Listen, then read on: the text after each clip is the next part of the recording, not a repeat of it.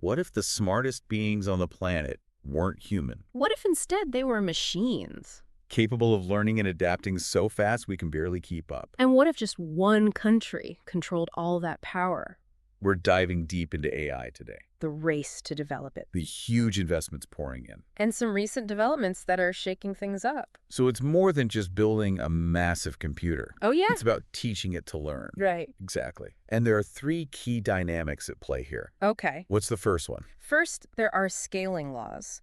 The more money you invest in training an AI, the more intelligent it becomes. Okay, so like an AI learning to code, Yeah, like that. the more money you put in, Right. the better the code it can write. Exactly. So more investment, more intelligence, and that fuels even more investment. Yeah, it kind of snowballs. So then what's the second dynamic? Shifting the curve. Shifting the curve. Yeah, think of it like finding a shortcut. So getting the same intelligence, but with less money. Pretty. Because of new innovations in how we build and train these AI models. Exactly. And a perfect example is Claude 3.5 Sonnet. Claude 3.5 Sonnet. It actually outperforms its predecessor, GPT. GPT-4, on almost every benchmark. Wow. But get this, it costs 10 times less. Okay, so the third dynamic is the most mind-boggling. It really is. Shifting the paradigm. Yeah, what does that even mean? Right. It means we're not just teaching AI to follow instructions. I We're bet. teaching it to reason strategic. To really think for itself. Exactly, to learn from its mistakes, just like we do. It's called reinforcement learning, or RL. RL. Yeah, and this is attracting huge investments right now. So there's this company, DeepSeek. Right. They've developed models that can rival the top U.S. models, Pretty impressive. but for way less money. That's the claim anyway. Their model, DeepSeek-V3, Yeah. it's getting a lot of attention. Yeah, it's making waves.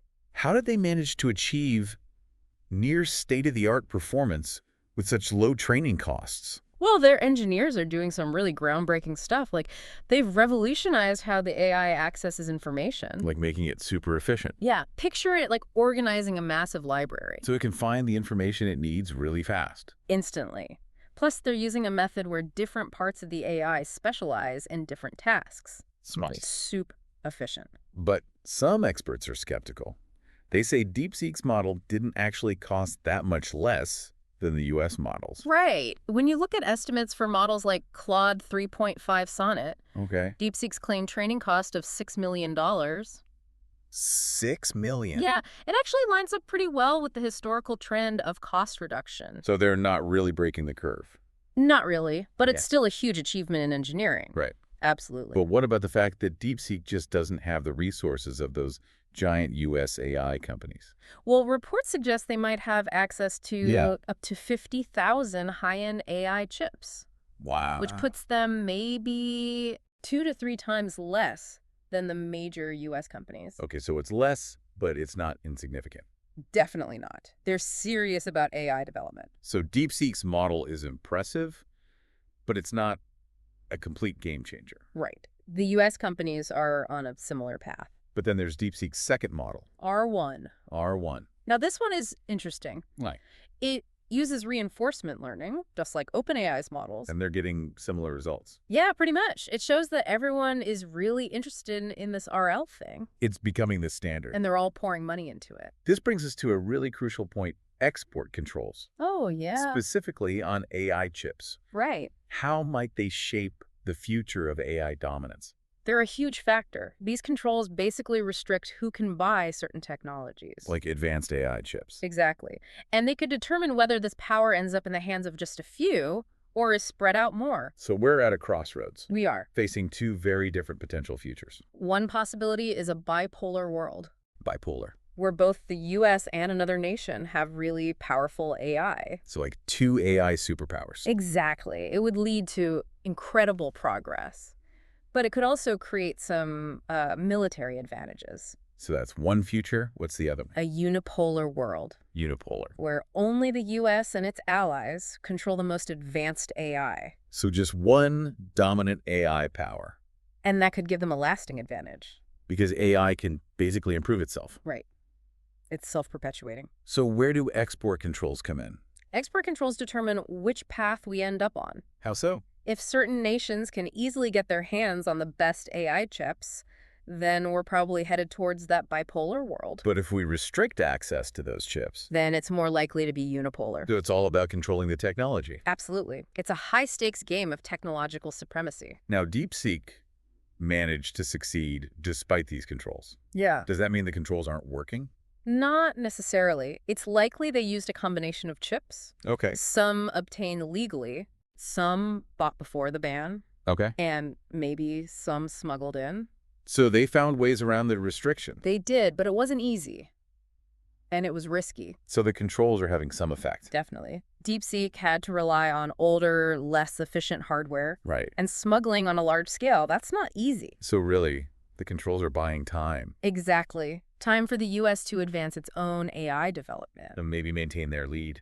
Possibly. The stakes are really high. It sounds like it. And as AI gets more powerful and more efficient, these export controls are only going to become more important. We're in uncharted territory here. The decisions we make today will shape the balance of power for years to come. So we're talking about some really high stakes here. But doesn't this focus on dominance kind of overshadow the good that AI could do for everyone? Well, the goal isn't to deny the benefits to anyone. Right. It's to make sure that AI is developed responsibly, ethically, Mhm. with the right safeguards. So guide this technology in a way that helps everyone, not just a select few. Exactly. Imagine using AI to solve problems like climate change, Yeah. poverty, disease. Right. Those huge global challenges. That's the kind of potential we need to unlock. It sounds like we need everyone working together. We do. International cooperation, open dialogue, Right. a commitment to developing AI ethically. But some people argue that these expert controls actually stifle innovation because they limit collaboration, Yeah. the free flow of ideas. Right. So how do we balance that? It's tricky. Yeah.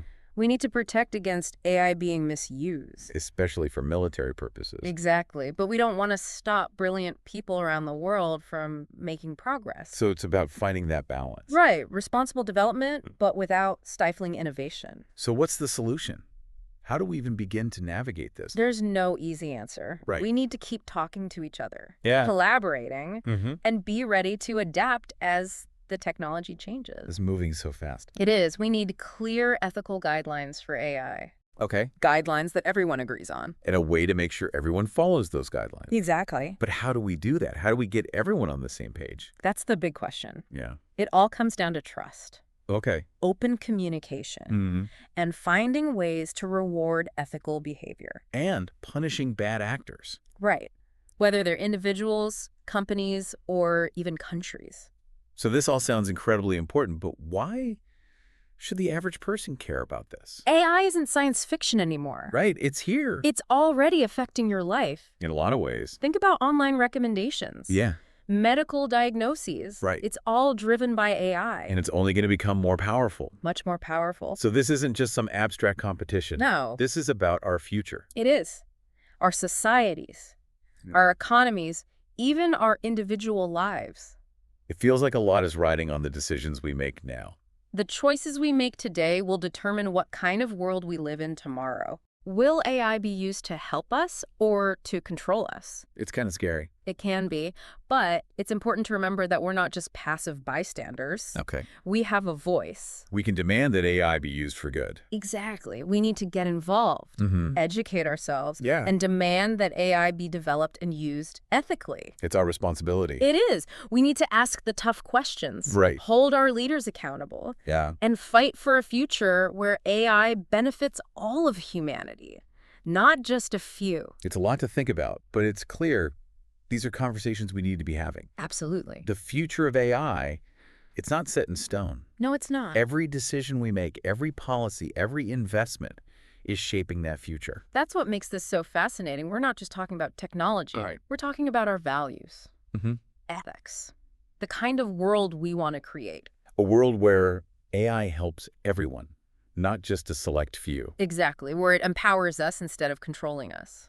So on that note, what role should international cooperation play in this new AI era? That's a big question. Can we even find common ground with all the geopolitical tensions going on Right. to make sure AI is developed responsibly on a global scale? It's a challenge, Yeah. but it's crucial. We can't let competition and mistrust get in the way of solving these huge global problems. We need to move beyond this idea that someone has to win and someone has to lose. Right. AI has the potential to benefit all of humanity. It does. And collaboration is key. Absolutely. Well, on that note, thanks for joining me for this deep dive. It's been a pleasure. Thanks for having me. And thanks to all of you for listening.